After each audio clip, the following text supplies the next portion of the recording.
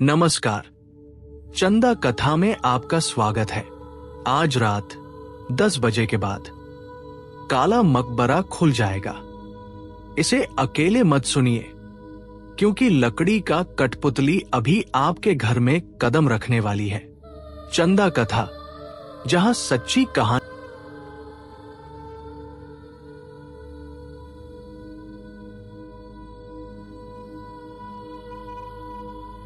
सन 1947 में गंगा नदी के किनारे बसे गांव कालपुर पर लाल खून जैसे बाढ़ का अंधेरा छा गया। पानी ने घर, पशुधन और इंसानी जिंदगियां सब बहा दी।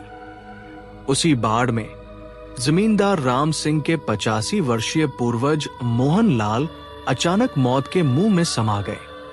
मरने से ठीक पहले उन्होंने गांव के बाहर की लाल मिट्टी वाली जमीन, लाल मिट्टी का खेत बेचकर अपनी बुढ़ापे की जरूरतें और बच्चों का हिस्सा बांटने की इच्छा जताई थी।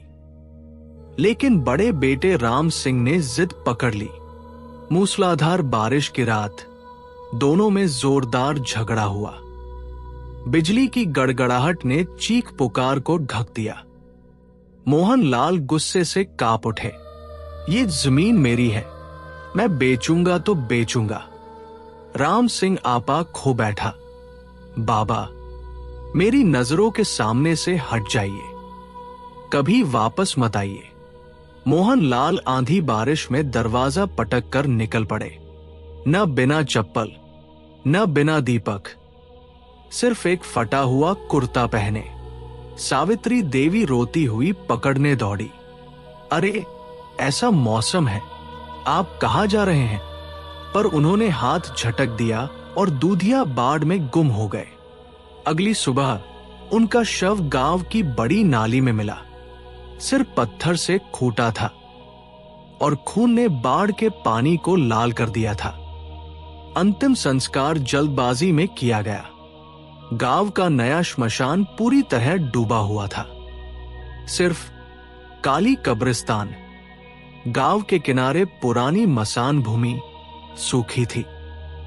राम सिंह ने ठंडी आवाज में कहा, यही दफना दो, 5 साल बाद नई जगह ले जाएंगे। किसी में विरोध की हिम्मत नहीं थी। काली कब्रिस्तान वही जगह थी जहां हादसे में मरे लोग, परित्यक्त महिलाएं और नवजात बच्चों की लाशें दफनाई जाती थी। वहां की हवा इतनी भारी थी कि पक्षी भी उसके ऊपर से उड़ने की हिम्मत नहीं करते थे।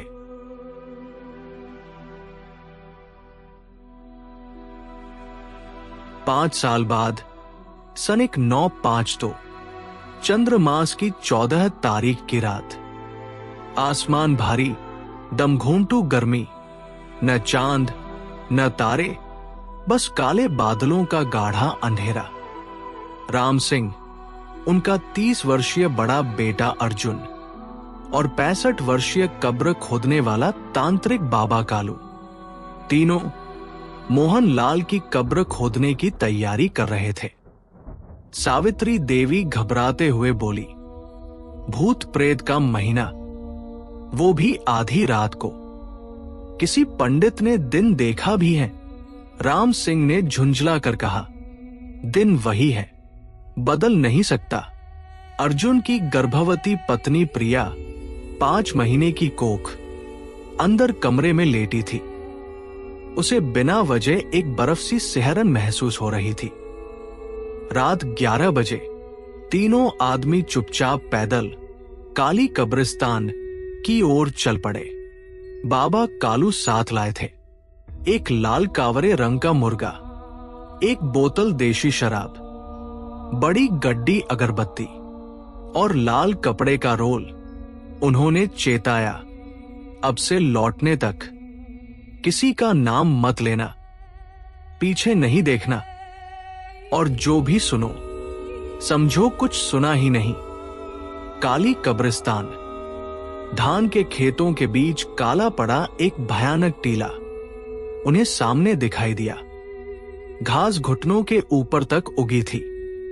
झिंगुरों की आवाज ऐसे लगती थी जैसे हजारों आत्माएं फुसफुसा रही हों। बाबा कालू ने 4 मशालें गाड़ दी। धुंधली पीली लौ उछलती कूदती बिना नाम वाले कब्रों पर पड़ रही थी।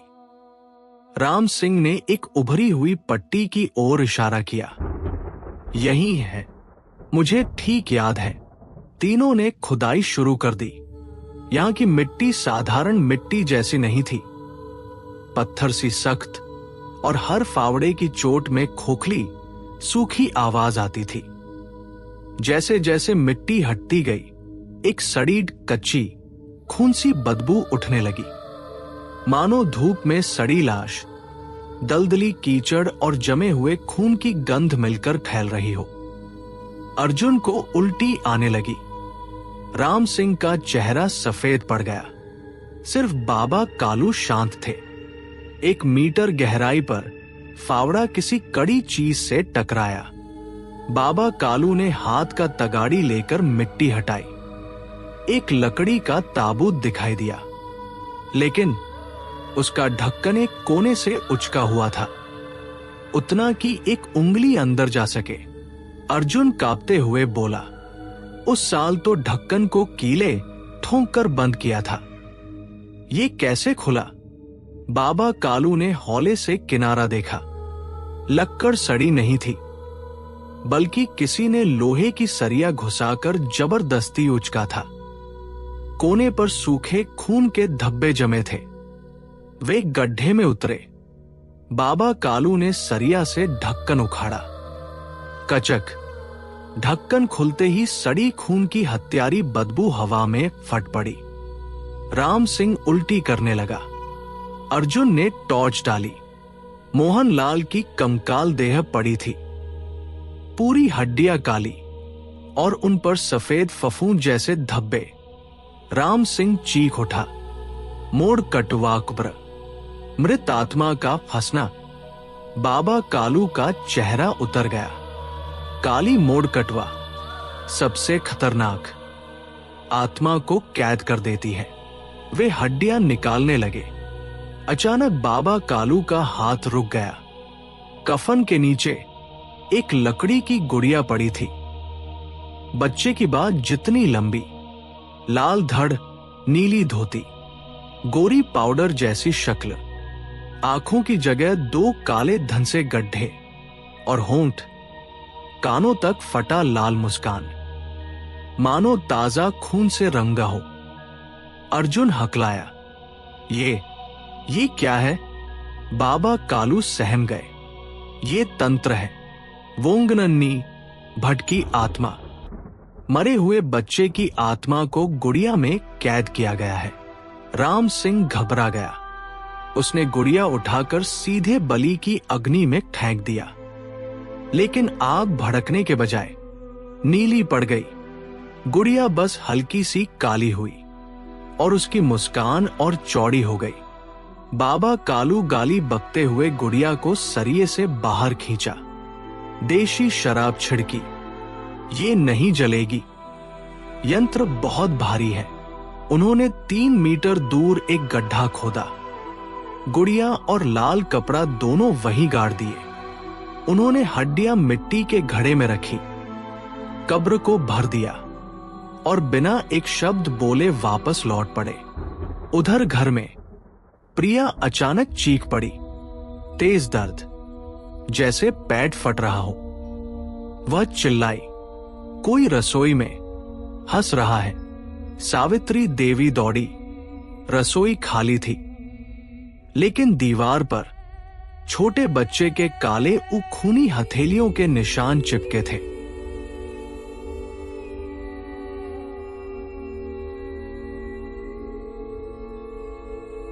प्रिया कमरे में लेटी थी। उसका पेट उभरा हुआ था। आधी रात को वो बच्चों के रोने की आवाज से जाग गई। वो साधारण रोना नहीं था, बल्कि एक तीखी चीखती हुई आवाज थी, जैसे एक साथ 108 बच्चे चिल्ला रहे हों। वो आवाज पूरे घर के चारों ओर घूमी, फिर आकर ठीक खिड़की के बाहर रुक गई। उसके बाद एक खोखली डरावनी खिलखिलाहट। प्रिया सहम गई। उसने अपना मुंह हाथ से ढक लिया और आंसू बहने लगे। अगली सुबह प्रिया रसोई में खाना बनाने गई। जैसे ही वह दहलीज पार कर रही थी, धूप की चमक से उसकी आंखें चकाचौंध हो गई। अंधेरी रसोई के एक कोने में एक नंगा बच्चा बैठा था। उसकी त्वचा पानी में भीगे कपास जैसी सफेद, सिर असामान्य रूप से बड़ा और मुंह बुरी तरह फैला हुआ। दांत नहीं, सिर्फ काला गड्ढा।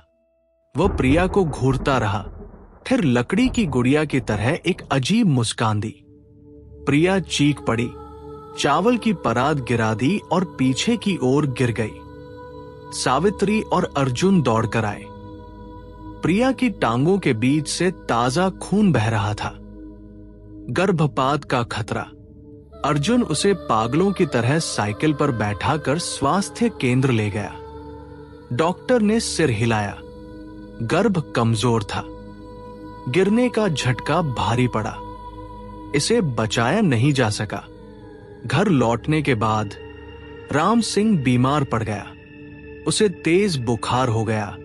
वो बकवास करने लगा, दीवारें नोचने लगा। बाबा, मैंने गलती की, मुझे माफ कर दो। उसके मुंह से काला झाग निकल रहा था। सावित्री रोते हुए बोली, ये मोहन लाल नहीं है, ये कुछ और है। अर्जुन ने सच का पता लगाने का फैसला किया। वो बरगद के पेड़ के नीचे बनी चाय की दुकान पर गया।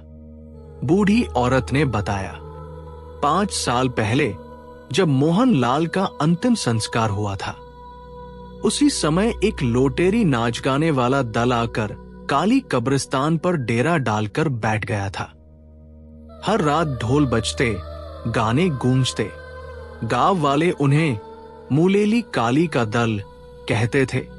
वही वंश जिसने कभी तुम्हारे परिवार से लाल मिट्टी वाली जमीन को लेकर लड़ाई की थी। सुना है मुलेली काली ने खमेर लोगों से तंत्र मंत्र सीखा था, खासकर वोंगन वजात को बांधने वाले मंत्र। अर्जुन ने सब जोड़कर देखा। मुलेली काली को पता था कि मोहन लाल मर गए थे, यह भी कि राम सिंह अपने पिता के प्रति अपराध बोध में जल रहा था, और यह भी कि शव को जल्दबाजी में काली कब्रिस्तान में दफनाया गया था। किसी रात उसने कब्र खोदी, ताबूत में लकड़ी की गुड़िया डालकर तंत्र बांधा। उद्देश्य मोहन लाल की आत्मा को बांधना। कब्र काली पड़ गई और वोंगन वजात का इस्तेमाल करके बदला लेना निशाना। अर्जुन का बच्चा वंश समाप्त करना। उस रात लकड़ी की गुड़िया जाग गई। प्रिया अकेली थी। दरवाजा खुरचने की आवाज धीमी, लगातार। वो सहम कर उठी। लकड़ी की गुड़िया कमरे के दरवाजे पर खड़ी थी। उसका मुंह फैला हुआ, काले उभरे हुए नेत्र। वो घिसटते हुए उसकी ओर बढ़ने लगी। प्रिया चीखी और बेहोश हो गई। अर्जुन दौड़कर अंदर आया, लेकिन उसे सिर्फ दरवाजे से बिस्तर तक खिंची हुई काली खून की लकीर मिली।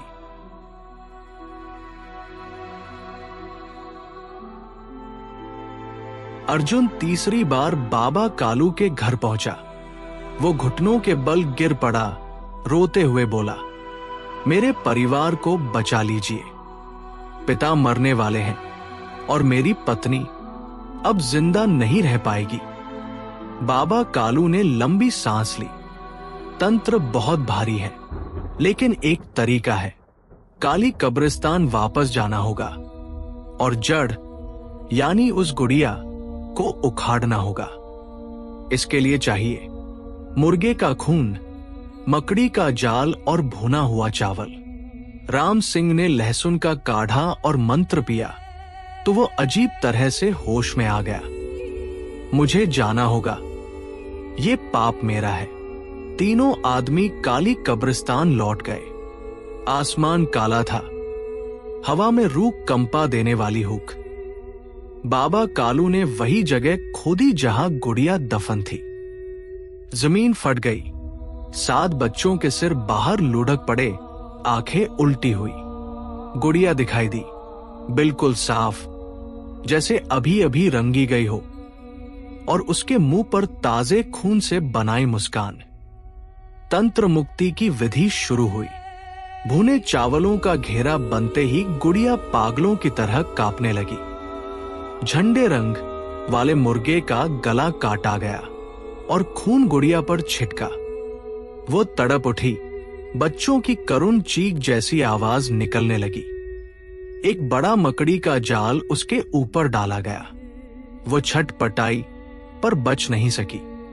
बाबा कालू ने पुरानी संस्कृत बोली में मंत्र कहा, जिसका जो ऋण है उसी के पास जाए। तुझे इस्तेमाल किया गया है, अब मैं तुझे मुक्त करता हूं। तेज आंधी 7 चक्कर घुमी। खून जमीन पर गिरकर देवरूप की आकृति बना। धरती हिलने लगी। गुड़िया फटने लगी। आंखों से, मुंह से रंग की परतें उतर गई। अंदर से सड़ा काला लकड़ी का ढांचा दिखा। आखिरकार वो राख बनकर उड़ गई और 7 बूंदें ऊपर उठकर 7 छोटे तारों में बदल गई। हवा हल्की हो गई। खून की बदबू गायब हो गई। रोने की आवाजें थम गई। राम सिंह घुटनों के बल बैठ गया।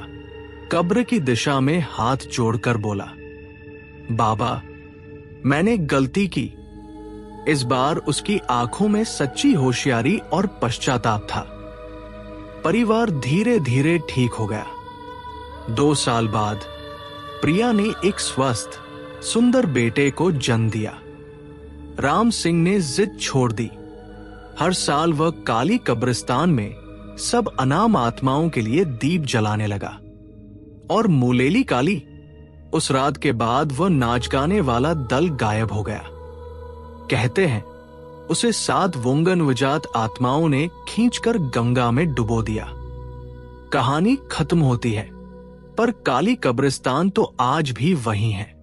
क्या तुम हिम्मत करोगे रात 12 बजे उसके पास से गुजरने की? चंदा कथा। फिर मिलेंगे।